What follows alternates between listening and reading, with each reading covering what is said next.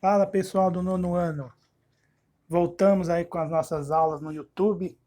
Vamos continuar aqui com esse terceiro bimestre com a apostila volume 3.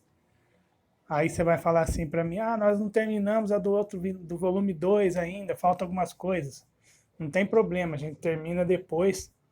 Eu só vou aproveitar agora, né, que já veio essa volume 3 começar já, para a gente não perder muito tempo, tá bom? Então aqui é a primeira página, né? É aquela apostila azul que vocês pegaram na escola. Eu não tenho a capa aqui, né? A minha já começa aqui. A nossa parte de português é na página 18, tá? Vamos lá? Então, gente, como todas as apostilas, né, tem aqui a primeira página que você vai aprender, né, as habilidades que você vai aprender. Cada código desse é referente ao número da habilidade, né? O EF é ensino fundamental, o 6, 9 é do sexto ao nono ano, né? Então essas habilidades aqui que a gente está vendo, a maioria são comuns do sexto até o nono ano, né? Se aprende todas essas séries. Só que em cada uma delas com um nível de dificuldade maior, né? E tem uma aqui que é do oitavo e do nono, a EF 89 e LP 37, né? Tá aqui, LP é língua portuguesa, né? Então, EF, ensino fundamental, os números são referentes às séries, LP, língua portuguesa, e depois é o número da habilidade. Cada cor é uma competência que você vai desenvolver. A azul é leitura, a vermelho é oralidade, a laranja de texto e a verde é análise linguística, que antigamente chamava gramática, né? Vamos lá então para a atividade 1, que vai ser o objetivo dessa aula aqui, né? Talvez dessa semana, né? Talvez a atividade 2 eu passe só na semana que vem.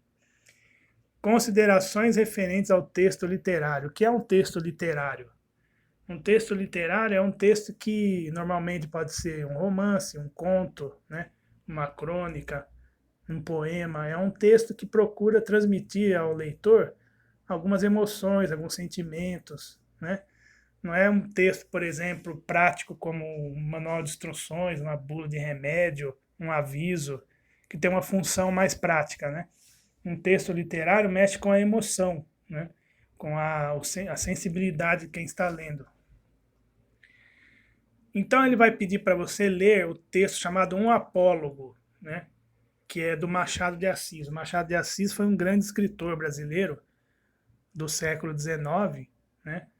Ele nasceu por volta de 1830, 1840, né? E morreu em 1908.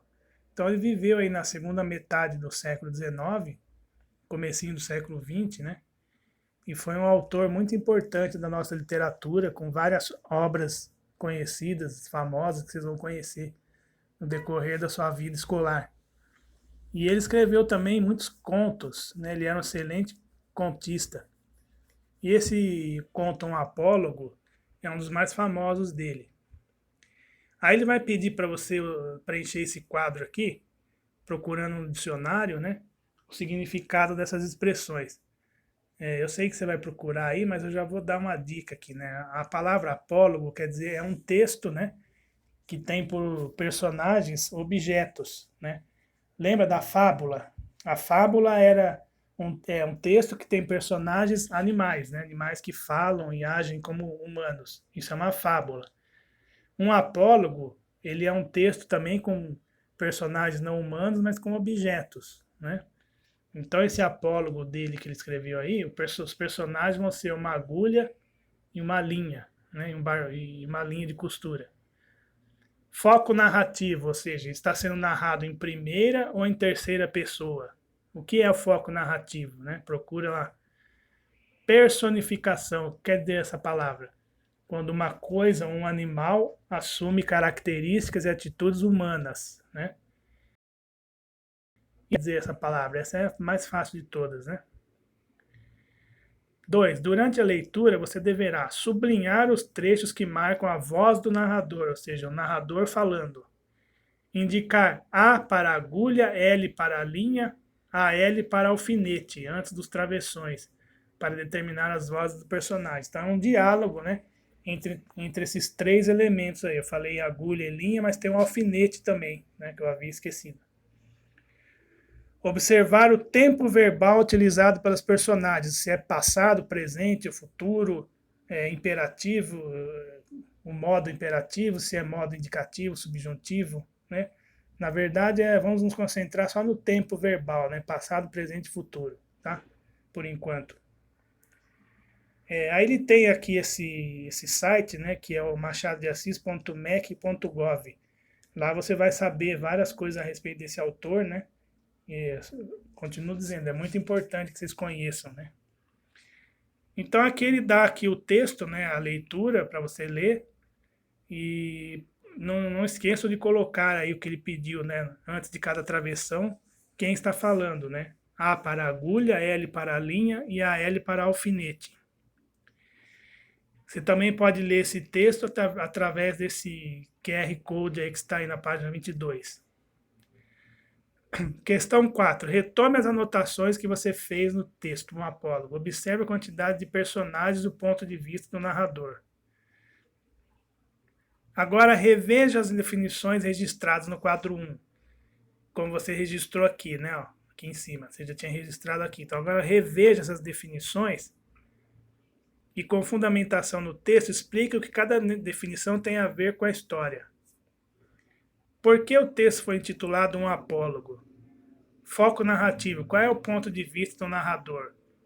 O narrador participa da história e narra ou ele apenas narra e não participa? Qual é um trecho que dá um exemplo disso?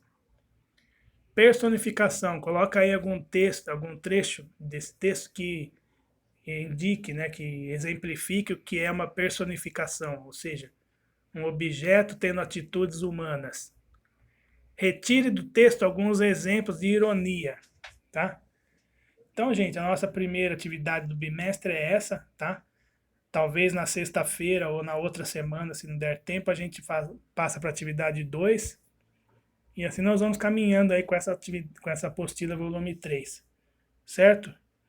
Uma aula bem curtinha para não cansar muito e até a próxima. Beijo do gordo.